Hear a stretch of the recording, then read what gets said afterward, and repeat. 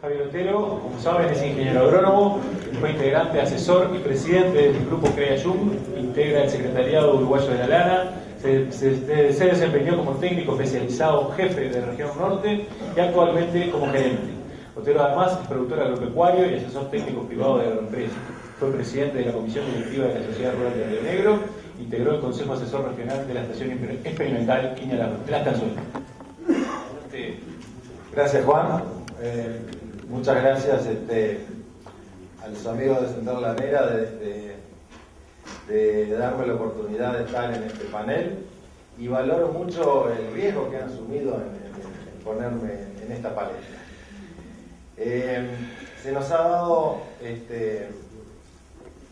que expresemos cómo será la producción ovina en estos 10 años que vienen, pero yo me voy a atrever a hacer un cambio y más que la producción ovina voy a tratar de cómo nos vamos a imaginar a esos ovejeros del año 2025 o ese ovejero dentro de 10 años.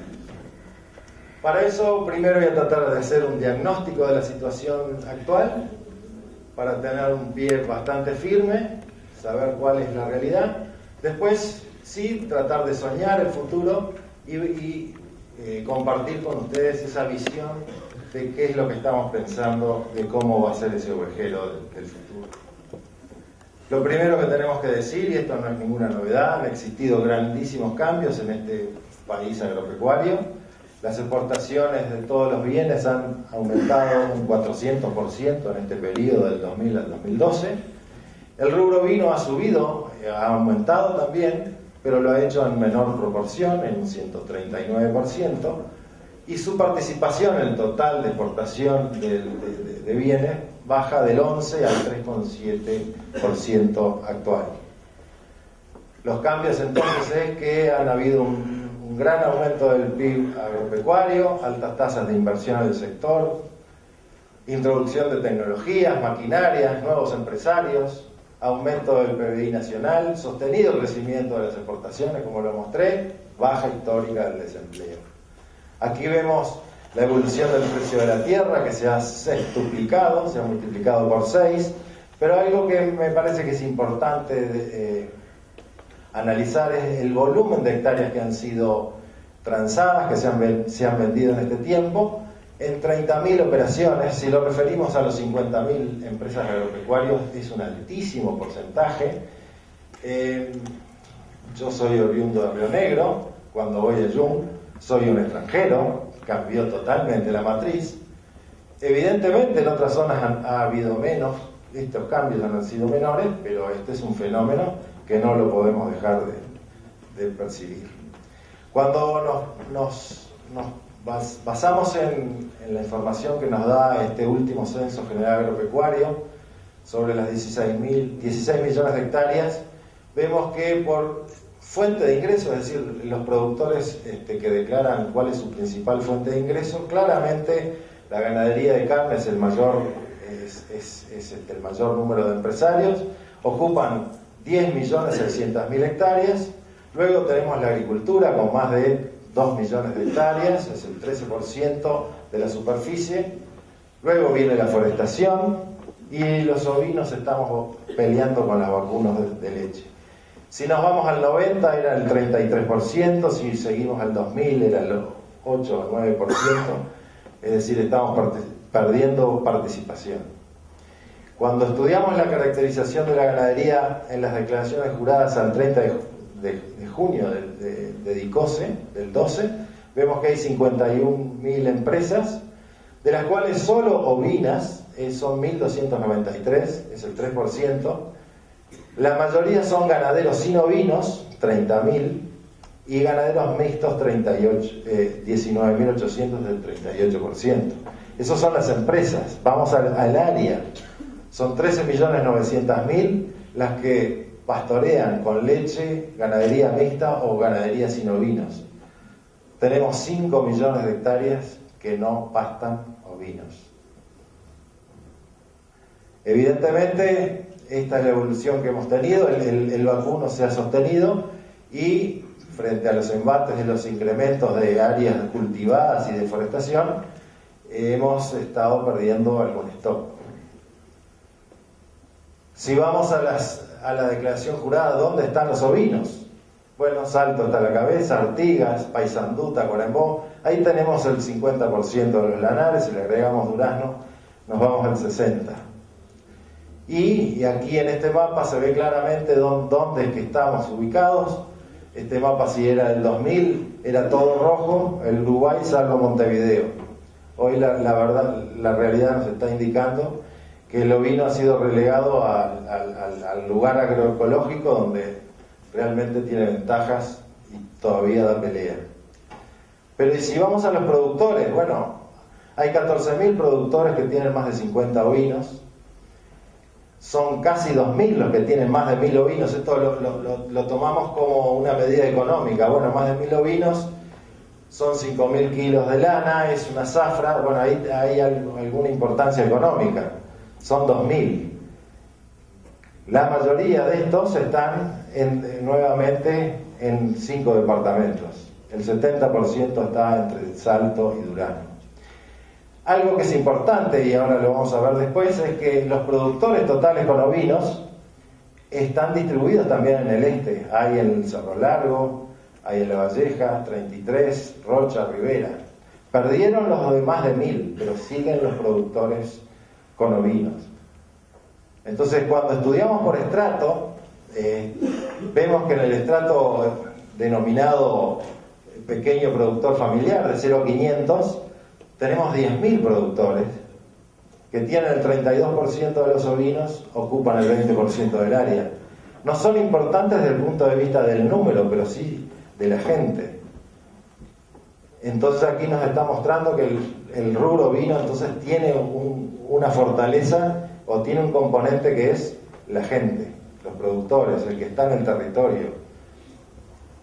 Esos pequeños productores tienen 1.6 ovinos por hectárea, tienen 8% del área mejorada.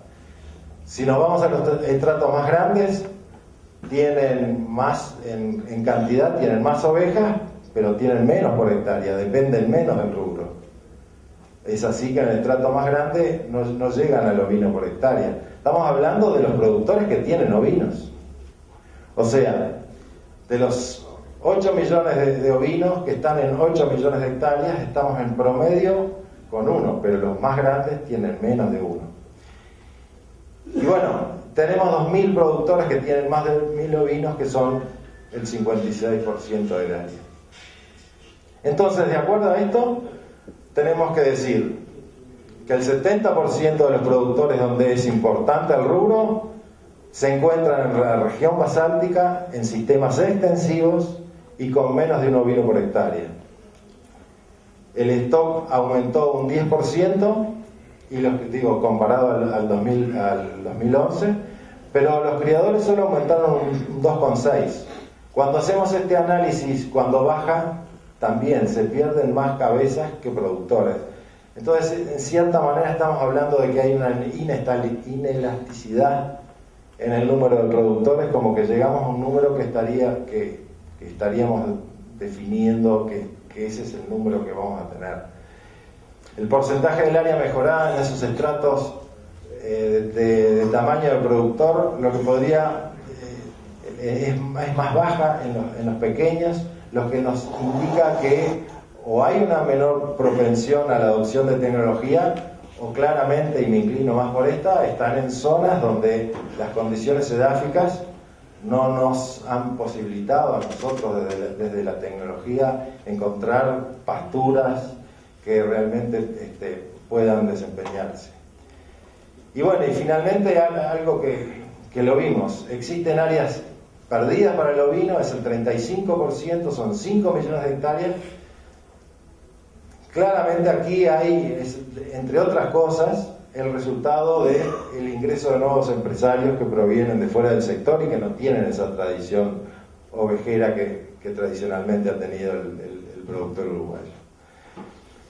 Pero hay razones para soñar en un futuro. me voy a basar en una gráfica del ingeniero Salgado, donde en estos últimos 32 años la evolución del stock la relacionamos con la relación del precio de vellón corrial con el precio del kilo de novillo gordo en pie. Esto indica que, por ejemplo, en las décadas de crecimiento, en los periodos de crecimiento del stock, esa relación de precio estuvo por encima de 3, 4 y 6. Eso fue muy cierto hasta después de la década nefasta, porque después de los 90 hubieron 2 periodos de crecimiento del stock donde esa relación precio de vellón córrida, novillo en pie no se ajustaba a los 4 o a los 6, sino que fueron 2,93 en el caso del 2004, y el último año, en el 2011, anduvo en el entorno de 2.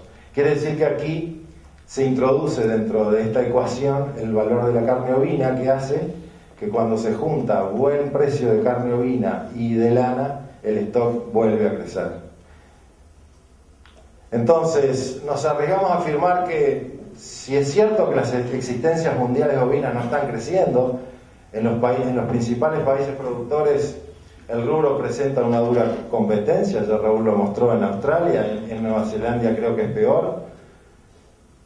Crece la demanda mundial de proteínas en general, y las carnes y la carne ovina también. Entonces pensamos que en cuanto se mueva la demanda europea, se desencuentra la oferta de lana y carne, y puede hacer de que esas relaciones de lana-carne vuelvan a 4-1 y el precio del cordero vuelva a estar por encima del novillo, como estuvo en el 2004 y en el 2011.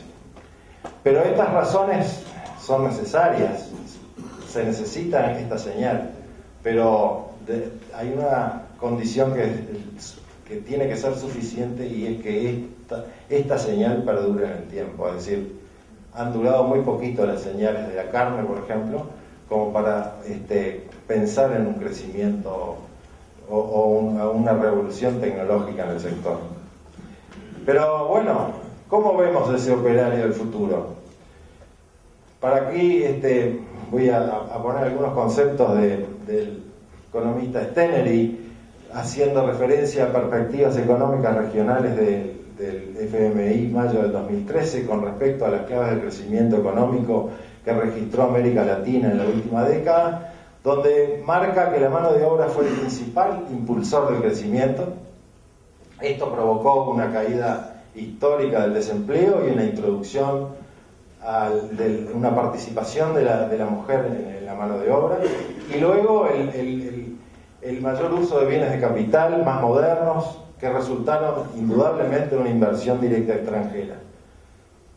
No escapa la agropecuaria, que la agropecuaria moderna es un proceso crecientemente sofisticado, con equipamientos que requieren operarios cada vez más capacitados. Y esto es clarísimo, lo hemos visto en todos los otros rubros que han crecido. Pero bueno, parafraseando al presidente de Central Lanera, el ingeniero Eduardo Pietra, él dice que la revolución agrícola en el Uruguay la realizaron los argentinos. La revolución forestal, los vikingos, la gente del norte. Y la revolución ovina la vamos a tener que hacer nosotros. Entonces, aquí en las exposiciones de los productores, de los casos que me anticiparon, claramente ellos daban por implícito algo que yo lo quiero hacer explícito, y es que el cambio, la revolución la vamos a hacer con el cacho, que me voy a tomar el atrevimiento de ponerlo de ejemplo. Cacho es oriundo del pueblo Ancina, es técnico agropecuario, es egresado de la UTU, hizo una pasantía por CIEDAC, trabaja en un establecimiento de 1.600 hectáreas, maneja más de 2.000 ovejas, 1.000 vacunos de cría, con esa moto y ese perro.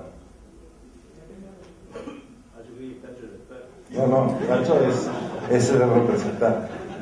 Entonces, esa imagen que era tan común en los 90, de estar lleno de gente en los bretes cuando se trabajaba, o por el concepto de que un peón tradicional manejaba 1000 ovinos y 400 vacunos, lo vamos a sustituir por este nuevo operario que con su perro y su moto puede atender 5000 ovinos.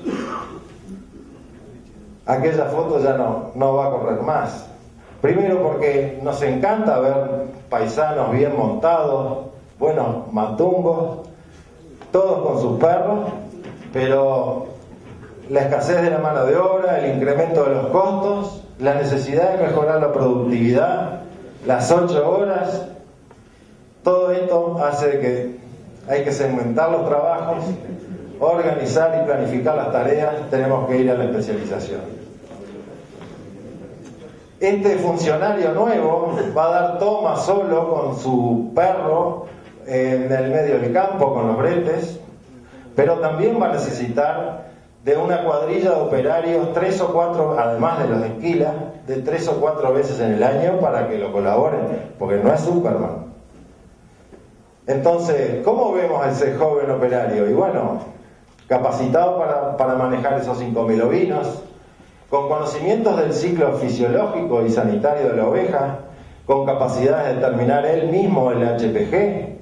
Estamos hablando que va a estar, él tiene que estar a 140 kilómetros de salto, a 120 de Artigas, no pasa siempre el COA, con con habilidad de instalar esa infraestructura, balanzas, alambrados, con las conexiones necesarias para evacuar las consultas con los especialistas, teléfono de Adolfo, por ejemplo, con la inquietud de mantenerse continuamente actualizado, llevando a la práctica estos conceptos novedosos que Raúl nos acaba de agregar del manejo ovejero de precisión, y comprometido con el desempeño productivo de la majada a su cargo. Esto implícitamente lo dijeron los 2 casos exitosos que tuvieron. Pero claramente esto tiene que estar muy remunerado, muy bien remunerado. Tenemos que luchar con el jornal de 800 pesos del tractorero en la agricultura, del, 700 del tambero. Hay que pagar más, esto es una realidad. Y bueno, y nosotros pensamos que el germen, la institucionalidad ovina, está dando pasos hacia eso. Se están sembrando semillas y la Olimpiada va en ese sentido, en el sentido de generar que a través de una competencia que se involucre la juventud, que se meta, que sienta el gusto y el orgullo de estar trabajando con los ovinos. Así que, para finalizar, les digo que ese nuevo operario es una condición necesaria para que este programa que nos van a comentar luego esta gente de Central Lanera, o cualquier programa moderno de producción ovina, va a ser fundamental. Si no está este operario, podremos tener textos y investigaciones, pero si no está este personaje allí, no va a ser realidad este sueño. Estamos convencidos de que esto hay que crearlo, desde la generación de la oferta hasta la creación de la demanda, es decir, desde las 2 puntas. Pero bueno, lo que tenemos que decirles es que en poco tiempo estaremos en condiciones de ofertar este nuevo servicio de producción. Así que esto es lo que yo tenía para ustedes.